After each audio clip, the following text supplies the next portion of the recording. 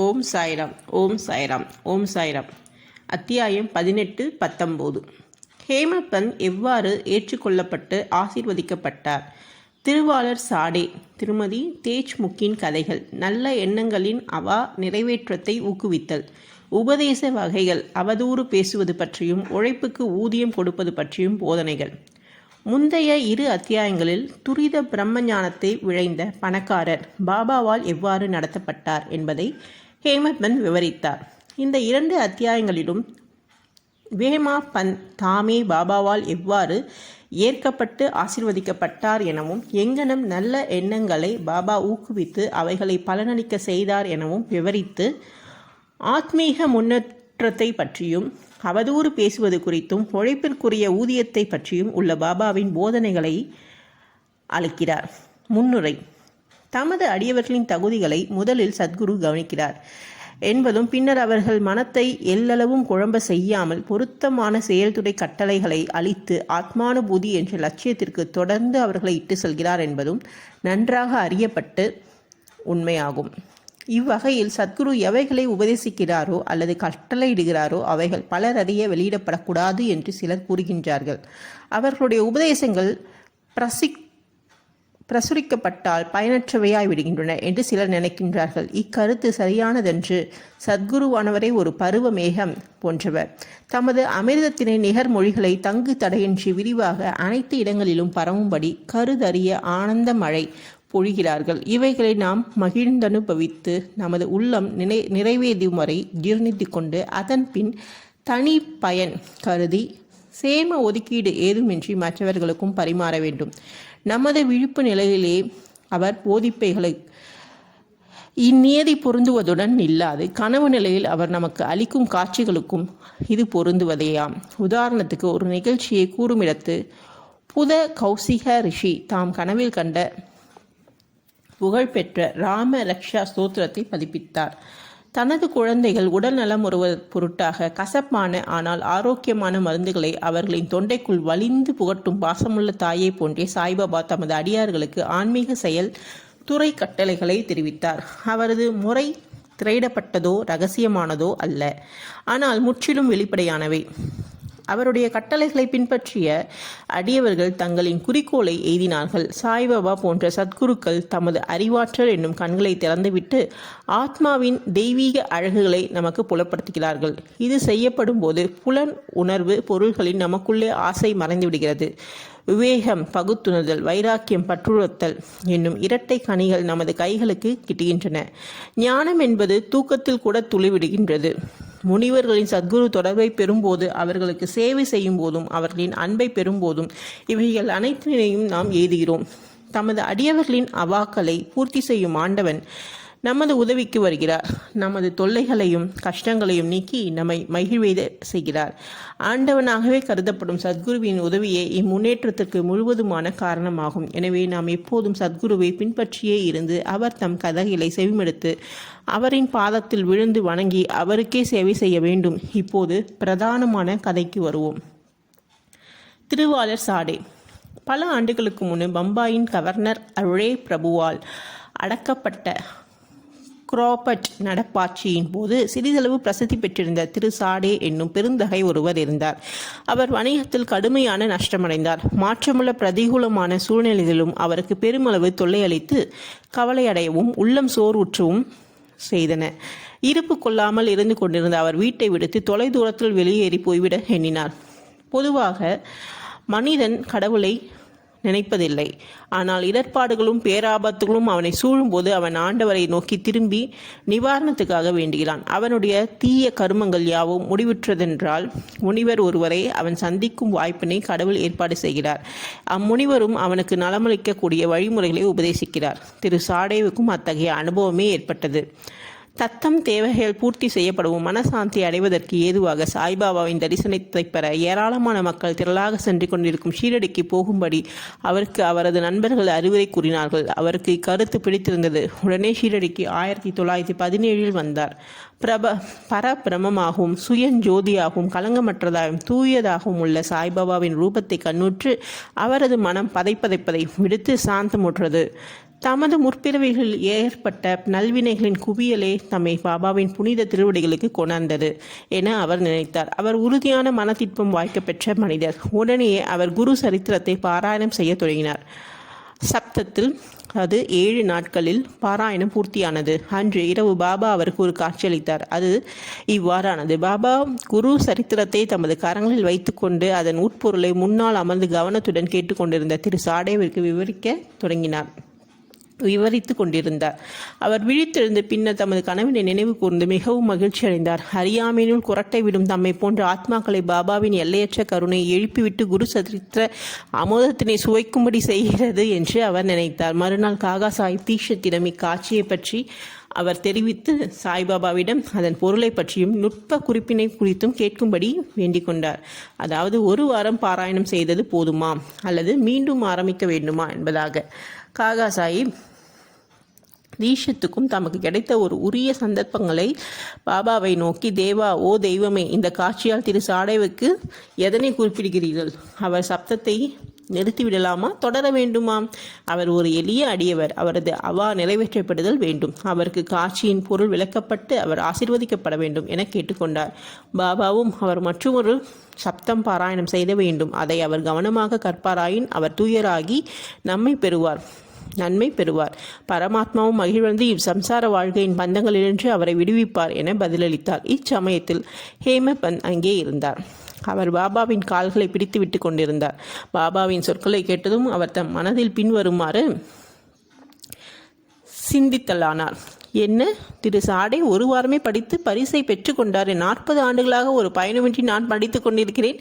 இந்த இடத்தில் அவர் 7 நாள் வாசம் பலனளிக்க நேரிட்டு எனது 7 வருட வாசம் 1910 1917 வரை பலனேதுமின்றி போகிறது. தம் அறிவுரையால் என்னை ஆசீர்வதிக்கும் தமது அமுதத்தை என் மீது பொழியவும் வேண்டும் எனவும் கருணை மேகத்திற்காக பாபாவிற்காக காத்து கொண்டிருக்கும் சாதக பறவையைப் போல எப்போதும் நான் காத்து கொண்டிருக்கிறேன். இந்த எண்ணம் அவர் மனதில் குறுக்கிட்ட அத்தருணமே பாபா அதனை அறிந்து கொண்டார். பாபா பக்தர்களின் எல்லா எண்ணங்களையும் படித்து புரிந்து கொண்டு தீய எண்ணங்களை கீழடக்கி நல்ல எண்ணங்களை ஊக்குவித்தார் என்பதும் அடியவர்களின் அனுபவமாகும். ஹேமந்த் உள்ளதை படித்தறிந்து கொண்ட பாபா உடனே அவரை எழுந்து சாமா மாதவராவ் தேஜ்பாண்டேவிடம் சென்று ரூபாய் 15 தட்சிணியாக பெற்றுக்கொண்டு அங்கு சிறிது நேரம் அவருடன் உரையாடிய பின்னர் திரும்பி வரும்படி கேட்டுட்டார். பாபாவின் மனதில் கருணை உதயமாகிறது. எனவே தான் அவர் இக்கட்டளையிட்டார். யார்தான் பாபாவின் ஆணையை மீற முடியும்? ஹேமந்த் உடனே மசூதியை விட்டு சாமாவிற்கு வீட்டிற்கு வந்தார். அவர் அப்போதுதான் குளித்துவிட்டு வேட்டியை உடுத்தி கொண்டிருந்தார். அவர் வெளியே வந்து ஹேமந்த் நோக்கி, தாங்கள் இப்போது இங்கே இருப்பது எங்கனம்? மசூதியிலிருந்து தாங்கள் வந்துள்ளதாக தோன்றுகிறதே. இருப்பு கொள்ளாதவரை போன்றும் உளச்சோர்வுடையதாகவும் ஏன் காணப்படுகிறீர்கள்? ஏன் தாங்கள் தனித்து இருக்கிறீர்கள்? தயவு செய்து அமர்ந்து சிறிது நேரம் இளைப்பாருங்கள். நான் எனது வழிபாட்டை உடனே முடித்து விட்டு திரும்புகிறேன். அதுவரை தயவு செய்து வெற்றிலை போட்டுக் கொள்ளுங்கள். பின்னர் மகிழ்ச்சியுடனும் உரையாடலாம் என்று கூறிவிட்டு உள்ளே சென்றார். ஹேமந்த் திண்ணையில் அமர்ந்திருந்தார். ஜன்னலில் நாக பாகவதம் என பிரசித்தி பெற்ற மராத்தி நூலை அவர் கண்டார். பெரிய சமஸ்கிருத நூலான பாகவத்தின் 11வது ஸ்கந்தத்தை அத்தியாயம் பற்றிய ஏகநாத முனிவரின் விளக்க உரையாகும். சாய்பாபாவின் யோசனையின் பேரில் அல்லது சிபாரிசின் பேரில் திருவாளர் பாபுசாஹேப் ஜோக்கும் காகா சாஹிப் தீக்ஷித்தும் சீரடியில் தினந்தோறும் பகவத்கீதையை அதன் மராத்திய விளக்க உரையான பர்வத் தீபிகா அல்லது ஞான சேர்ச்சியுடன் ஸ்ரீ கிருஷ்ணருக்கும் அவரது தோழனும் பக்தனுமான அர்ஜுனனுக்கும் இடையே நிகழ்ந்த உரையாடல் நாகபாவத்தையும் ஸ்ரீ கிருஷ்ணருக்கும் அவரது சேவகரும் பக்தருமான உத்தவருக்கும் இடையே நிகழ்ந்த உரையாடல் மற்றும் ஏகநாதரின் மற்றைய பெரிய நூலான பாவத்த ராமாயணத்தையும் படித்தார்கள். பாபாவிடம் அடியவர்கள் வந்து சில குறிப்பிட்ட கேள்விகளை கேட்டபோது சில சமயங்களில் அதில் ஒரு பகுதிக்கு விலையளித்து பாகவத தர்மத்தின் முக்கிய ஆராய்ச்சி கட்டுரைகளான மேற்குறிப்பிடப்பட்டுள்ள நூல்களை பாராயணம் செய்வதை சென்று கேட்கும்படி கூறுகிறார். அடியவர்கள் சென்று கேட்டபோது தங்கள் வினாக்களுக்கு பூரண திருப்தியான பதில்களை பெறுவார்கள். நாக பாகவதம் என்ற நூலின் பல பகுதிகளை ஹேமந்த் படிப்பது வழக்கம். அன்று மசூதிக்கு சென்று கொண்டிருந்த சில அடியவர்களுடன் கூட செல்வதற்காக தினந்தோறும் தாம் படிக்கும் பகுதியை அன்று அவர் பூர்த்தி செய்யவில்லை. சாமாவின் ஜன்னலிருந்து அந்த புத்தகத்தினை எடுத்து தற்செயலாக அதை புரட்டிய போது அவரது ஆச்சரியத்துக்கேற்ப முடிக்கப்படாத பகுதி வந்து நின்றது. தமது நித்திய பாராயணத்தை பூர்த்தி செய்வதற்கு ஏதுவாக பாபா தன்னை வெகு அன்புடன் சாமாவின் வீட்டிற்கு அனுப்பி இருப்பதாக அவர் எண்ணினார். எனவே முடிக்கப்படாத பகுதியை படித்து பூர்த்தி செய்தார். இது முடிவடைந்த உடனே ஷாமா வழிபாட்டை முடித்துவிட்டு வந்தார். அவர்களிடையே பின்வரும் உரையாடல் நிகழ்ந்தது. ஹேமந்த் பாபாவிடம் ஒரு தூது குறிப்புடன் நான் வந்துள்ளேன். தங்களிடம் இந்த தர்ஷனியாக ரூபாய் 15 பெற்றுக்கொண்டு சிறிது நேரம் தங்களுடன் அமர்ந்து மகிழ்ச்சியாக உரையாடிவிட்டு பின் தங்களுடன் மசூதிக்கு திரும்பும்படி என்னை அவர் கேட்டுக்கொண்டிருக்கிறார். சாமா ஆச்சரியத்துடன், என்னிடம் கொடுக்க பணம் ஏதுமில்லை, ரூபாய்களுக்கு பதிலாக என்னுடைய 15 நமஸ்காரங்களை பாபாவிடம் தட்சிணையாக எடுத்து செல்லுங்கள். ஹேமந்த், மிக நல்லது, தங்களுடைய வணக்கங்கள் ஏற்றுக்கொள்ளப்பட்டன. இப்போது நாம் சிறிது உரையாடுவோம். நமது பாவங்களை அழிக்கும் பாபாவின் சில கதைகளையும் லீலைகளையும் கூறுங்கள். சாமா, அப்படியென்றால் சிறிது அங்கு அமருங்கள். அக்கடவுளின் பாபா விளையாட்டு லீலை வியக்கத்தக்கது. அது தங்களுக்கு முன்னமே தெரியும். நான் ஒரு கிராமத்து குடியானவன், ஆனால் தாங்களோ அறிவுடை குருமகன். தாங்களே இங்கு வந்துற்றது முதலாக சிறிது அதிகமாகவே லீலைகளை கண்டு கொண்டிருக்கிறீர்கள். அவற்றை எங்கனும் நான் தாங்கள் முன் விவரிப்பேன் என்று. நன்று, இந்த வெற்றிலை பாக்கை போட்டுக்கொள்ளுங்கள். இந்த மான்வித்தாவையும் சாப்பிடுங்கள். நான் உள்ளே சென்று உடுத்தி கொண்டு வந்து விடுகிறேன். சில நிமிடங்களில் சாமா வெளியே வந்து ஹேமந்த் பேசத் தொடங்கினார். அவர் சொன்னார், இந்த ஆண்டவனின் பாபாவின் லீலைகள் அறிந்து கொள்ள இயலாதவை. அவர் தம் லீலை முடிவு இல்லை. யாரே அவற்றை கண்டு கொள்ள இயலும். தமது லீலைகளினால் அவர் விளையாடுகிறார் என்றாலும் அவைகளுக்கு புறம்பாகவே, அதனால் பாதிக்கப்படாதவராக இருக்கிறார். நாகரிகமற்றவராகிய நமக்கு என்னத்தான் தெரியும்? பாபா தாமே ஏன் கதைகள் சொல்லவில்லை? தங்களை போன்ற கற்றடைந்தோரை ஏன், என் போன்ற அறிவிகளிலும் ஏன் அவர் அனுப்புகிறார்? அவர் தம் வழிகள் கருதுவதற்கு இயலாதவை. அவைகள் மனித தன்மை வாய்ந்தவை அல்ல என்று மட்டுமே என்னால் கூற முடியும். இந்த முன்னுரையுடன் சாமா தொடர்ந்தார். இப்பொழுது என் நினைவில் இருக்கும் ஒரு கதையை நான் உங்களுக்கு விவரிக்கிறேன். அதை நான் நேரடியாக அறிவேன். ஒரு பக்தன் எவ்வளவு தூரம் நெஞ்சுரம் கொண்டவனாக தீர்மானம் உள்ளவனாக இருக்கிறானோ அங்கனமே பாபாவின் உடனடியாக பிரதி செயலும் இருக்கிறது. சில சமயங்களில் பாபா தமது பக்தர்களை தீவிரமான சோதனைக்கு உட்படுத்தி பின்னர் அவர்களுக்கு உபதேசம், செயல்துறை கட்டளைகள் அளிக்கிறார். உபதேசம் என்ற வார்த்தையை கேட்டவுடனே ஹேமந்த் தனது மனதில் ஏதோ ஒரு மின்னலை போன்ற ஒளி பாய்ந்து கொண்டிருந்தது.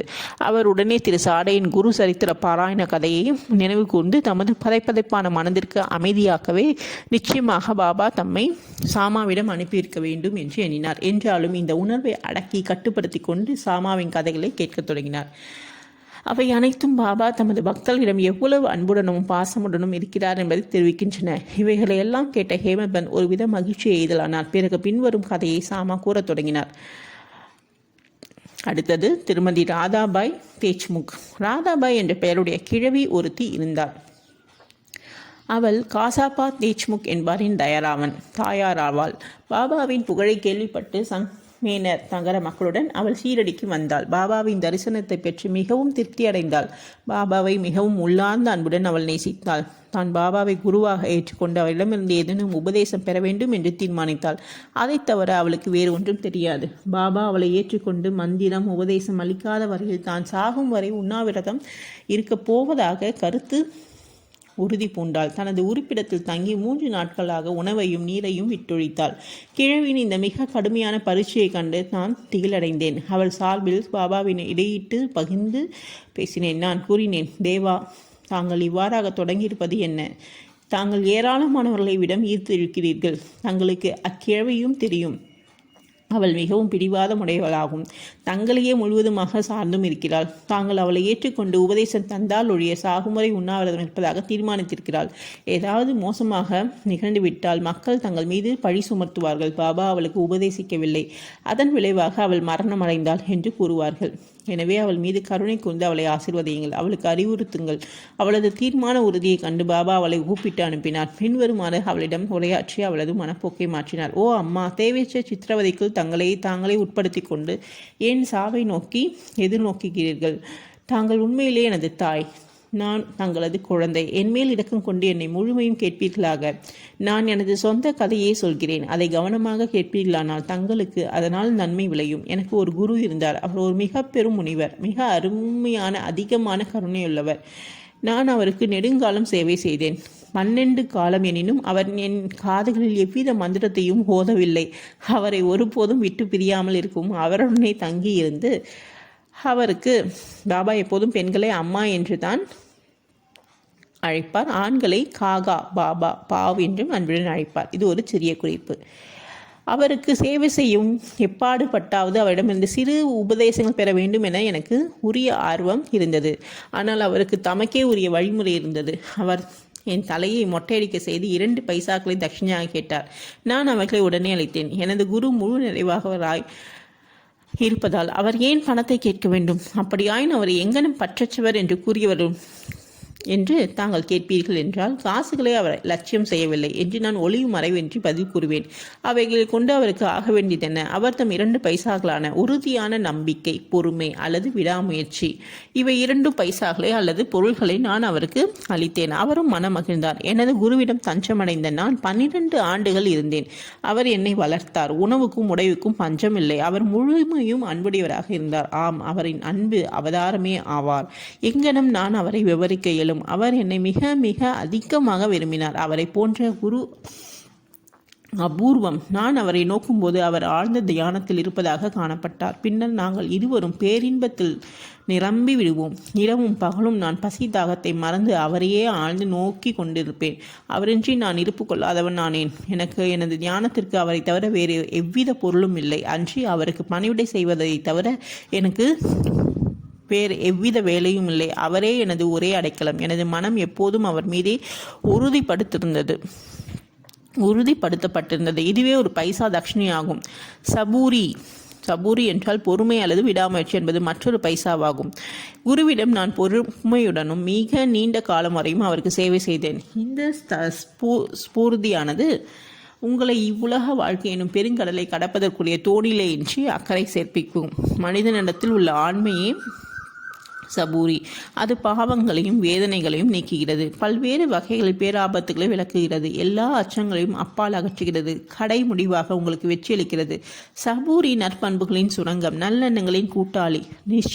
நிஷ்டா என்றால் நம்பிக்கையும், சபூரி என்றால் பொறுமையும். ஒருவரையொருவர் மிக நெருக்கமாக நேசிக்கும் இரட்டை சகோதரிகள் நிகர்த்தவை.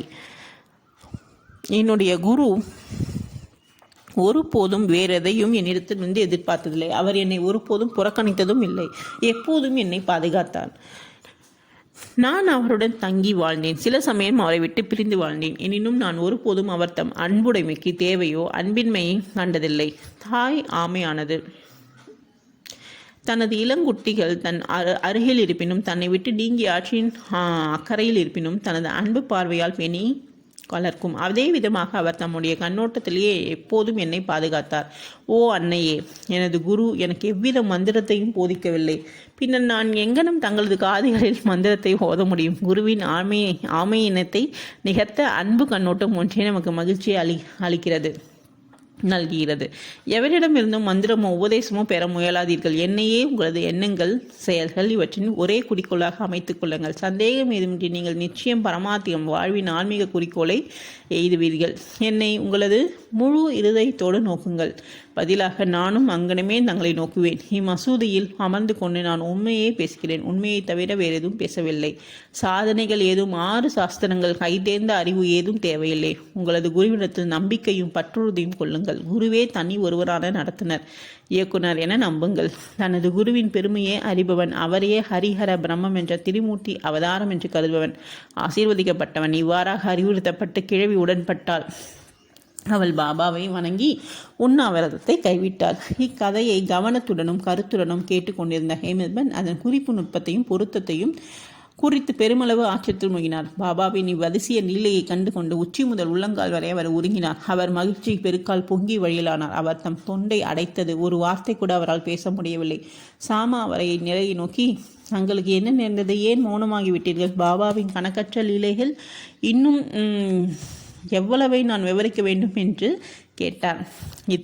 இது தருணம் மத்தியான வழிபாடும் ஆரத்தி சடங்கும் மசூதியில் ஆரம்பமாகிவிட்டன என்பதை அறிவிக்கும் வகையில் மசூதியில் இருக்கும் மணி அடிக்கத் தொடங்கியது. எனவே சாமாவும் ஹேமந்த்தும் மசூதியை நோக்கி விரைந்தனர். பாபு சாப் ஜோக் அப்போதுதான் வழிபாட்டை துவங்கி இருந்தார். பெண்கள் மசூதியினுள் மேல் தளத்தில், ஆண்கள் கீழே உள்ள திறந்தவெளி தாழ்வாரத்திலும் நின்று கொண்டு ஆரத்தியை கோஷத்துடன் எல்லோரும் பலமாக மேளங்கள் முழங்க பாடிக்கொண்டிருந்தனர். சாமா தன் கூடவே ஹேமந்தை இழுத்து கொண்டு மேலே சென்றார். பாபாவுக்கு வலதுபுறமும் அவரும் ஹேமந்த் முன்னாலும் அமர்ந்தனர். அவர்களை கண்டு சாமாவிடமிருந்து கொண்டு வந்த தட்சிணை கொடுக்கும்படி ஹேமந்த்திடம் கேட்டார். ஹேமந்த் அவ்விடம் நேரே சென்றிருந்ததாகவும் சாமா ரூபாய்க்கு பதிலாக நமஸ்காரங்களை அளித்ததாகவும் அவர் அங்கேயே நேரில் இருப்பதாகவும் கூறினார். பாபா அதற்கு நன்று. தாங்கள் இருவரும் சம்பாஷித்தீர்களா? அப்படியென்றால் நீங்கள் பேசவைகள் அனைத்தும் குறித்து எனக்கு சொல்லுங்கள் என்றார். மணியோசை, மேலம், கோஷ்டி காணும் இவற்றை பொருட்படுத்தாது ஹேமபந்த் அவர்கள் பேசியதை கூற ஆவலாயிருந்தார். அதை எடுத்துரைக்கவும் ஆரம்பித்தார். பாபாவும் அதை கேட்பதற்கு ஆவலாயிருந்தார். எனவே அவர் தமது திண்டை விட்டு நீக்கி முன்னால் சாய்ந்து கொண்டார். தாம் உரையாடியவைகள் எல்லாம் மிகவும் மகிழ்ச்சி அளிக்கின்றவை. சிறப்பாக கிழவியின் கதை மிக மிக அற்புதம் என்றும் அதை செவி மெடுத்ததன் பொருட்டு அவர் பாபாவின் லீலை விவரிக்க இயலாதது என்றும் கதை என்றும் புறந்தோற்றத்தில் பாபா தம்மையே உண்மையில் ஆசீர்வதிக்கப்பட்டதாக தாம் நினைப்பதாக கூறினார். பின்னர் பாபா கதை அற்புதமானது. எங்களும் நீங்கள் ஆசீர்வதிக்கப்பட்டீர்கள். நான் உங்களிடமிருந்து எல்லாவற்றையும் விளக்கமாக அறிந்து கொள்ள விரும்புகிறேன். எனவே அவை அனைத்தையும் குறித்து எனக்கு இப்போது சொல்லுங்கள் என்றார். ஹேமபந்த் தான் சற்று முன்னர் கேட்ட தனது உள்ளத்தில் நிலையான முத்திரையை ஏற்படுத்திய கதையை முழுக்க விவரித்தார். இதை கேட்டு பாபா மிகவும் மகிழ்ச்சியுற்றார். மேலும் அவரை நோக்கி, இக்கதை உமது உள்ளத்தில் பதிவுற்றதா? அதன் குறிப்பு நுட்பத்தை பிடித்து கொண்டீரா என்றார். அதற்கு அவர், ஆம் பாபா, எனது மனதின் பதப்பதப்புகள் மறைந்தொழிந்தது. எனக்கு உண்மையான சாந்தியும் அமைதியும் கிடைத்தன. நான் உண்மையான வழியை அறிய பெற்றேன் என்றார். பாபா பின்வருமாறு உரைத்தார். எனது நிகழ்முறை மிகவும் தனித்தன்மை வாய்ந்தது. இக்கதையை நன்றாக ஞாபகப்படுத்திக் கொள்ளுங்கள். அது மிகவும் பயனுள்ளதாக இருக்கும். ஆத்மாவின் ஞானத்தை அனுபூதி அடைவதற்கு தியானம் இன்றியமையாதது. இதை இடையறாது பயிற்சி தீட்டலானால் விருத்திகள், எண்ணங்கள் அமைதிப்படுத்தப்படும். ஆசைகள் அற்ற நிலையில் இருந்து கொண்டு நீங்கள் அனைத்து உயிர்களிலும் இருக்கின்ற ஆண்டவன் மேல் தியானம் செய்யுங்கள். மனம் ஒருமுகப்படுத்தப்பட்டு பின்பு நமது குறிக்கோள் எய்தப்பட்டுவிடும். ஞானம் என்னும் சத்து பண்பே கொண்டது எனவும் மற்றும் உணர்வு திரளும் பேரானந்தமாகிய எனது உருவமற்ற இயல்பை எப்போதும் ஞானம் செய்யுங்கள். இதை செய்ய தங்களால் இயலாவிடில் இங்கே வர இரவும் பகலும் காண்பதைப் போன்று உச்சி முதல் உள்ளங்காரவர்களில் எனது தூபத்தை தியானம் செய்யுங்கள். இதை தாங்கள் செய்து கொண்டே போகும்போது தங்களின் விருத்திகள், எண்ணங்கள் ஒரே இலக்கில் குவிக்கப்படும். தியானம் செய்பவர், தியானிக்கப்படும் பொருள் இவைகளுள்ள வேறுபாடு மறைந்துவிடும். தியானம் புரிபவர் உச்ச உணர்ச்சிகளுடன் ஒன்றி பிரம்மத்துடன் கலந்து ஐக்கியமாகிவிடுவர். தாய் ஆமை நதியின் ஒரு கரையில் அதன் குட்டிகள் மறுக்கலிலும் இருக்கின்றன. அவைகள் அது பாலோ உஷ்ணமோ அளிப்பதில்லை. அதனுடைய கண்ணோட்டம் ஒன்றே அவைகளை போஷிக்கின்றது.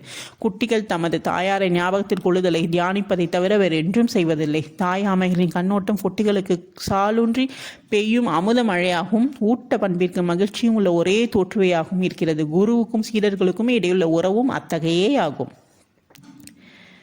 பாபா இம்மொழிகளை உதிர்த்து முடித்த பின்பு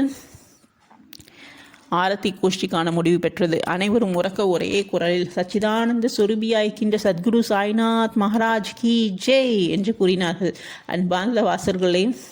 அன்பார்ந்த வாசகர்களை, நாமும் இந்த நேரம் மசூதியில் கூட்டத்துடன் நின்று கொண்டிருப்பதாக நினைத்துக் கொள்வோம். ஜெய ஜெய கோஷத்தில் நாமும் அவர்களும் பங்கு கொள்வோம். ஆரத்தி சடங்கு முடிவடைந்த பின்னர் பிரசாதம் விநியோகிக்கப்பட்டது. வழக்கம் போல் பாபு சாஹிப் ஜோக் முன்னே வந்து பாபாவின் வணங்கிய பின் அவரின் உள்ளங்கை நிறைய கற்கண்டை அளித்தார். பாபா அவை முழுவதையும் ஹேமபந்த் கைகளில் திணித்து அவரிடம், இக்கதையை உள்ளத்தில் இருத்தி நன்றாக நினைவில் வைத்துக் கொள்வீர்களானால் தங்களது நிலையும் கற்கண்டை போல சுவையுள்ளதாகும். உங்களது எல்லா விருப்பமும் நிறைவேற்றப்படும். நீங்களும் சந்தோஷமாயிருப்பீர்கள் என்று கூறினார். ஹேமபந்த் பாபாவிடம் முன்னால் பணிந்து வணங்கி, இவ்வாறே எனக்கு அனுகூலம் செய்யுங்கள், என்னை எப்போதும் ஆசீர்வதித்து காப்பாற்றுங்கள் என்று கெஞ்சி கேட்டுக்கொண்டார். பாபா அதற்கு, இக்கதையை கேட்டு அதனை குறித்து தியானித்து அதன் மெய் கருத்தை ஜீரணித்துக் கொள்ளுங்கள். அப்போதே உங்களிடத்தை தாமே உருவலை படுத்தி காட்டுகின்ற ஆண்டவரை நீங்கள் எப்போதும் ஞாபகமூட்டி தியானித்துக் கொண்டிருப்பீர்கள் என்று பதிலளித்தார். அன்பான வாசகர்களே, அப்போது ஹேமபந்த் கற்கண்டு பிரசாதத்தை பெற்றார். நாமும் இப்போது கற்கண்டு பிரசாதம் அல்லது இக்கதையின் அமிர்தத்தை பெறுகிறோம். அதை நாம் உல நிறைவறையும் வரை பருகுவோம், அதை தியானிப்போம், அதை ஜீரணித்துக் கொள்வோம். பாபாவின் அருளினால் வலிமையுடனும் மகிழ்ச்சியுடனும் இருப்போம். ஆமீன். 19ஆம் அத்தியாயத்தில் இறுதியில் ஹேமபந்த் மற்றும் சில விஷயங்களை பற்றி கூறியிருந்தார். அவைகள் கீழே தரப்பட்டுள்ளன. நமது குணத்தை பற்றி பாபாவின் அறிவுரை. பின்வரும் பாபாவின் மொழிகள் பொதுவானவை, விலை மதிக்க முடியாதவை. அவைகள் மனதில் இருத்தப்பட்டு அவருக்கு கேட்ப செயல்படுத்தப்பட்டால் எப்போதும் உங்களுக்கு நன்மை அளிக்கும். ஏதேனும் உறவோ தொடர்போ இல்லாவிடில் ஒருவரும் எங்கும் செல்வதில்லை. ஏதேனும் ஜீவராசிகளோ மனிதர்களோ உங்களிடம் வர நேர்ந்தால் அவர்களை பண்பின்றி விரட்டிவிட வேண்டாம். அவர்களை நன்றாக வரவேற்று உரிய மரியாதையுடன் நடத்துங்கள். தாகமாய் இருப்போருக்கு தண்ணீர் கொடுத்த போதும், பசியாய் இருப்போருக்கு உணவு அளித்த போதும், ஆடையற்றவர்களுக்கு ஆடை அளித்த போதும், உட்கார்வதற்கு இளைப்பாறுவதற்கும் உங்களது திண்ணையை மற்றவர்களுக்கு அளித்த போதும் ஸ்ரீஹரி நிச்சயம் மகிழ்வெய்துகிறார். யாராவது உங்களிடம் பணம் கேட்டு உங்களுக்கு கொடுக்க மனதில்லாமல் இருந்தால் கொடுக்காதீர்கள். ஆனால் அவரை பார்த்து நாயை போன்று குறைக்க வேண்டாம். யாரேனும் நூற்றுக்கணக்கான விஷயங்களை உங்களுக்கு எதிராக கூறட்டும், ஆனால் கசப்பான எவ்விதத்திலும் அவர்களுக்கு பதிலளிக்கும்படியான சீற்றம் கொள்ளாதீர்கள். இவ்வாறான விஷயங்களில் எப்போதும் சகித்து கொண்டிருப்பீர்கள். ஆனால் நீங்கள் நிச்சயம் மகிழ்ச்சி அடைவீர்கள். உலகம் தலைகீழாக மாறட்டும், நீங்கள் இருந்த இடத்திலே இருங்கள். உங்கள் இருப்பிடத்தில் நின்று கொண்டோ வசித்து கொண்டோ அனைத்து விஷயங்களும் உங்கள் முன்னர் கடந்து செல்லும் காசினை அமைதியுடன் பார்த்து கொண்டிருப்பீர்களாக. உங்களிடமிருந்து என்னை பிரிக்கும் வேற்றுமை சுவரை இடித்து விடுங்கள். பின்னர் நமது சந்திப்பிற்குரிய சாலையானது தடங்களின்றியும் திறந்து கிடக்கும். நான் நீ என்ற வேறுபாடுணவை குருவிடமிருந்து சீரனை பிரிக்கும் தரை அரணாகும். அது அழிக்கப்பட்டாலன்றி இரண்டர கலத்தல் அல்லது ஐக்கியமாதல் இயலாது. கடவுளே சகலத்திற்கும் ஒரே உரிமையாளர், அல்லாஹ் மாலிக். வேறொருவரும் நமது பாதுகாவலர் அல்ல. அவர் வேலை செய்யும் முறைமை அசாதாரணமானது, விலை மதிக்க முடியாது, அறிவால் ஒழிய முடியாதது. அவரது சங்கல்பமே ஈடேறும். அவர் நமக்கு காட்டுவார். நமது உள்ளத்தின் ஆசலை பூர்த்தி செய்வார். ருணானுபந்தத்தின் முன்ஜென்மத்தின் உறவு மூலமாக நாம் இணைந்துள்ளோம். ஒருவருக்கொருவர் அன்பாயிருந்தும் சேவை செய்தும் நாம் மகிழ்ச்சியுடன் இருப்போம். எவன் வாழ்க்கையின் மிக மிக உயர்ந்த குறிக்கோளை எய்துகிறானோ அவன் இரவா புகழடைவன், மகிழ்ச்சியடைவன். மற்றவர் எல்லாம் வெறுமனே உலகாயிருக்கிறான் அல்லது மூச்சு விடும் வரை வாழ்ந்திருக்கிறார்கள். அடுத்ததாக, நல்ல எண்ணங்களின் நிறைவேற்றத்தை ஊக்குவித்தல்.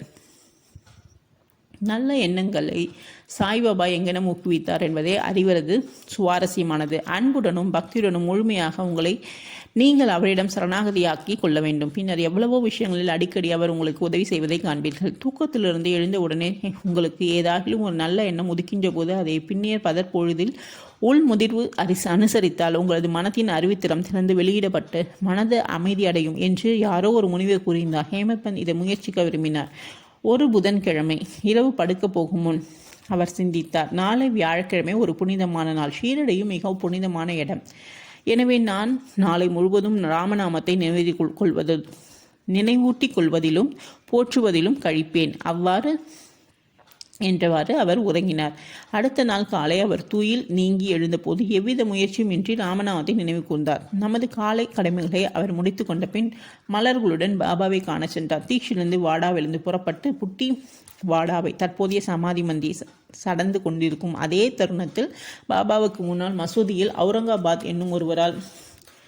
அவுரங்காபாத்கர் என்னும் ஒருவரால் இனிமையான பாடப்படுகின்ற ஒரு அழகிய பாடலை கேட்டார். அது ஏகநாதரின் குரு கிருபாஞ்சன் பாயோ மேரி பாயி என்ற பாடல். அப்பாடல் அவர் குருவின் கடாட்சம் என்னும் ரூபத்தில் அஞ்சனம் அவருக்கு கிடைத்தது என்றும் அது அவரின் பார்வையை திறந்துவிட்டு அவருக்கு ராமரை அகத்தும் புறத்தும் உறக்கத்திலும் கனவிலும் விழிப்பு நிலையிலும் எவ்விடத்திலும் காணும்படி செய்தது என்று கூறினார். எவ்வளவோ பாடல்கள் இருக்கின்றன. பின்னர் ஏன் இக்குறிப்பிட்ட பாட்டு பாடும் பாபாவின் பக்தரான அவுரங்காபாத்கரினால் தேர்ந்தெடுக்கப்பட வேண்டும்? பகற்போதில் ராமநாமத்தை இடைவிடாமல் பாட வேண்டும் என்ற ஹேமத் பந்தின் தீர்மானத்திற்கு ஊட்டமளிக்க வேண்டும் என்று ஏற்பாடு செய்யப்பட்டதல்லவா? தனித்திறம் வாய்ந்த இந்நிகழ்வு பொருத்தம். உபதேசங்களின் வகைகள். அவதூறு பேசுபவர், குரங்கூறுவர், கண்டிக்கப்படுதல். அறிவுரை வழங்குவதற்கு சாய்பாபாவிற்கு எத்தகைய சிறப்பான இடமோ குறிப்பிட்ட நேரமோ தேவை இருக்கவில்லை. சந்தர்ப்பம் நேரிட்ட போதெல்லாம் தாராளமாக அவற்றை அவர் வழங்கினார். ஒருமுறை பாபாவின் பக்தனொருவன் வேறொருவரை அவர் அறியாதபடி மற்ற ஜனங்களின் முன்னிலையில் திட்டினான்.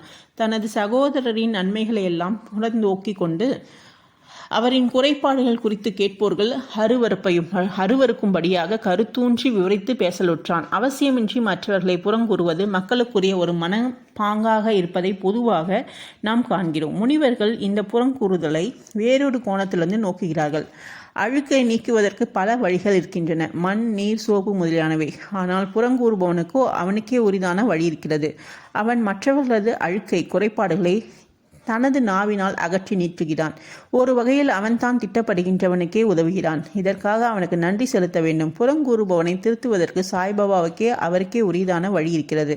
அவர் தமது நிலை பேரறிவினால் அப்புறம் கூறுவோரின் செயலை அறிந்திருந்தார். மதியம் அவர் அவனை லெண்டி தோட்டத்தருகில் பார்த்தபோது வேலிக்கருகில் இருந்த மலத்தை உண்ணும் ஒரு பன்றியை அவனுக்கு சுட்டி காண்பித்து, பார், அது எத்தகைய சுவை சிறப்புடன் மலத்தையே பேராவலுடன் விழுங்குகிறது. உனது நடத்தையும் எத்தகையே. உனது தோழர்களை நீ மனதார திட்டிக் கொண்டே இருக்கிறாய். பல்வேறு நல்வினைகளை செய்ததன் பலனாக நீ மனிதனாக பிறந்திருக்கிறாய். இவ்வாறு நீ நடந்து கொண்டால் ஷீரடி உனக்கு எவ்விதத்திலாவது உதவி செய்யுமா என்று கேட்டு அவனுக்கு அறிவுரை வழங்கினான். அப்பக்தன் இப்பாடத்தை உள்ளத்தில் ஏற்றுக்கொண்டு சென்றான். என்று சொல்ல தேவையில்லை. இவ்விதமாக பாபா அவசியம் நேரிட்ட போதெல்லாம் அறிவுரைகளை வழங்கி கொண்டே இருந்தார். இவைகள் நமது மனதில் ஏற்றுக்கொள்ளப்பட்டு அதன்படி செயலாற்றப்பட்டால் ஆன்மீக லட்சியம் அனுபூதி நெடுந்தொலைவில் இல்லை. என் ஹரி கடவுள் இருந்தால் அவர் எனது கட்டிலேயே எனக்கு உணவளிப்பார் என்னும் ஒரு பழமொழி இருக்கிறது. உணவு உடை விஷயத்தில் மட்டுமே பழமொழி உண்மை. ஆனால் இதை நம்பி எவனாகவும் அமைதியாக அமர்ந்து கொண்டு ஆன்மீக விஷயத்தில் ஒன்றும் செய்யாமல் இருந்தால் அவன் படுவீழ்ச்சி எய்துவான். ஆன்ம உணர்வடைய தன்னைத்தான் தனக்கு இயலும் உச்ச அளவு செயலில் புனவைத்து கொள்ள வேண்டும். எவ்வளவு அதிகம் அவன் பெருமுயற்சி கொள்கிறானோ அவ்வளவு அதிகம் அவனுக்கு நல்லது. பாபா தாம் நிலம், காற்று, நாடு, உலகம், ஒளி, மோட்சம் ஆகியவை எங்கனும் இடம் கொண்டிருக்கும் சர்வ வியாபி என்ற தாம் ஒரு வரையறை உடையவரல்ல என்றும் கூறினார். பாபா 3.5 முழ உயரமுள்ள அவரின் உடம்பே என்று எண்ணுபவர்களின் தவறான கருத்தை நீக்க பொருட்டாக அவர் இந்த ரூபத்தில் தாமே அவதரித்துக் கொண்டிருந்தார். இரவும் பகலும் எந்த பக்தனாவது பூரண ஆத்ம சரணாகதியுடன் அவர் மீதே தியானம் புரிவாயாயின் அவன் அவருடன் இரண்டர இனிப்பும் சர்க்கரையும் போன்று, அலையும் கடலும் போன்றும், கண்ணும் ஒளியும் போன்று முழுமையான ஐக்கியத்தை துய்த்துணர்வான். பிறப்பு இறப்பு என்னும் சூழலை ஒழித்து அமைதியுற வேண்டியவன் நேர்மையான வாழ்க்கை நடத்த வேண்டும். அமைதியும் கட்டுப்பட்ட மனதுடனும் இருக்க வேண்டும். யாரையும் உடனே புண்படுத்தும்படியாக ஒருவரிடமும் வெற்றென்று பேசக்கூடாது. எப்பொழுதும் நல்வினைகளில் தன்னை ஈடுபடுத்திக் கொள்ள வேண்டும். தனது கடமைகளை செய்ய வேண்டும். தானே உள்ளத்தாலும் உயிராலும் அவரிடம் சரணாகதியை அடைய வேண்டும். அதன் பின்னர் அவன் எதற்கும் பயப்பட வேண்டியதில்லை. அவரையே முழுமையாக நம்புவன் அவர் தம் லீலைகளை கேட்டு அதையே விவரமாக எடுத்து கூறுபவனும் வேறெதை பற்றியும் சிந்திக்காதவனும் ஆத்மானுபூதியை அடைவதும் உறுதி. பாபா தமது பெயரையே நினைவில் வைக்கும்படி தம்மிடமே சரணாகதி அடையும் வரை பலரை கேட்டுக்கொண்டார். ஆனால் தாங்கள் யார், நான் யார் விசாரணை என்று அறிய விரும்பியவர்களுக்கு சரவணத்தையும் கற்றல் மனதையும் தியானம் அறிவுறுத்தினார். சிலரை கடவுள் பெயரை நினைவு வைத்து கொள்ளும்படியும், சிலரை அவரது லீலைகளை கேட்டு கொண்டிருக்கும்படியும், சிலரை தமது பாத பூஜை செய்யும்படியும், சிலரை அத்தியாத் ராமாயணம், ஞானேஸ்வரி மற்றும் பிற திருமுறைகளை நூல்களை படிக்கும்படியும் அறிவுறுத்தினார்.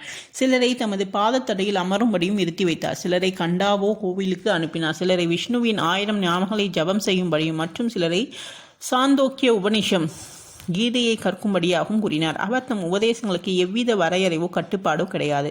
சிலருக்கு அதை நேரடியாகவே கொடுத்தார் மற்றும் சிலருக்கு கனவில் காட்சிகள் மூலம் கொடுத்தார். குடிப்பழக்கத்துக்கு அடிமையாக இருந்த ஒருவரின் கனவில் தோன்றி அவரது மார்பில் உட்கார்ந்து அழுத்தி மதுவை தொடுவதில்லை என்று அவர் சத்தியம் செய்து கொடுத்த பின்பு அவரை விட்டகன்றார். சிலருக்கு கனவில் குரு பிரம்மா போன்ற மந்திரங்களை விளக்கினார். ஹடே யோகம் பழகி கொண்டிருந்த பக்தர் ஒருவருக்கு ஹடே யோக பயிற்சியில் நிறுத்தி கொள்ள வேண்டும் என்றும் அமைதியுடன் அமர்ந்து பொறுமையாய் சபூரி இருக்க வேண்டும் என்றும் சொல்லி அனுப்பினார். அவரது எல்லா வழிகளையும் செயல்முறைகளையும் விவரிக்க இயலாது. சாதாரண உலக விவகாரங்களில் நமது செயல்களால் முன் உதாரணங்கள் அமைத்தார். அவைகளில் ஒன்று கீழே தரப்பட்டிருக்கிறது. உழைப்புக்கு கூலி. ஒரு நாள் மத்தியான வேளையில் ராதாகிருஷ்ணமாயின் வீட்டிற்கு அருகில் பாபா வந்து எனக்கு ஒரு ஏணி கொண்டு வாருங்கள் என்று கூறினார். சிலர் அதை கொண்டு வந்து பாபா குறிப்பிட்டபடி அதை ஒரு வீட்டுச் சுவற்றில் சாய்த்து வைத்தனர். வாமன் கொண்டவருடைய வீட்டுக்கூரையின் மீது ஏறி ராதாகிருஷ்ணமாயின் கூரையை மீது நடந்து சென்று மற்றொரு மூலையிலிருந்து கீழே இறங்கினார். பாபா எந்த குறிக்கோளுடன் இருந்தார் என்பதை ஒருவரும் அறிய இயலவில்லை. மலேரியா காய்ச்சலால் ராதாகிருஷ்ணமாய் நடுங்கி கொண்டிருந்தார். அதை ஒட்டி விரட்டுதன் பொருட்டு அவர் மேலே ஏறியிருக்கலாம். கீழே இறங்கியவுடன் ஏணியை கொண்டு வந்தவர்களுக்கு பாபா 2 ரூபாய் கொடுத்தார். சிலர் தைரியத்துடன் பாபாவை ஏன் அவர் இவ்வளவு அதிகம் கொடுத்தார் என்று கேட்டனர். அதற்கு அவர் ஒருவரும் மற்றவரின் உழைப்பை வெறுமையாக கொள்ளக்கூடாது என்று கூறினார். உழைப்பவனுக்கு அவனுக்கு உரியவைகள் ஒழுங்காகவும் தாராளமாக கொடுக்கப்பட வேண்டும். பாபா அறிவுறுத்திய இக்கொள்கை பின்பற்றால், அதாவது உழைப்பிற்கான கூலி ஒழுங்காகவும் திருப்திகரமாகவும் அளிக்கப்பட்டால் தொழிலாளர்கள் இன்னும் சிறப்பாக வேலை செய்வார்கள். தொழிலாளர்களும் முதலாளிகளும் லாபம் அடைவார்கள். இழுத்து மூடுவதற்கோ லாக் அவுட் வேலை நிறுத்தங்களுக்கோ இடமே இல்லை. தொழிலாளி முதலாளி மனஸ்தாபமும் இல்லை. ஸ்ரீ சாயியை பணிக. அனைவருக்கும் சாந்தி நிலவட்டும். ஓம் சாய்ராம், ஓம் சாய்ராம், ஓம் சாய்ராம். அடுத்த அத்தியாயத்தில் சந்திப்போம். நன்றி.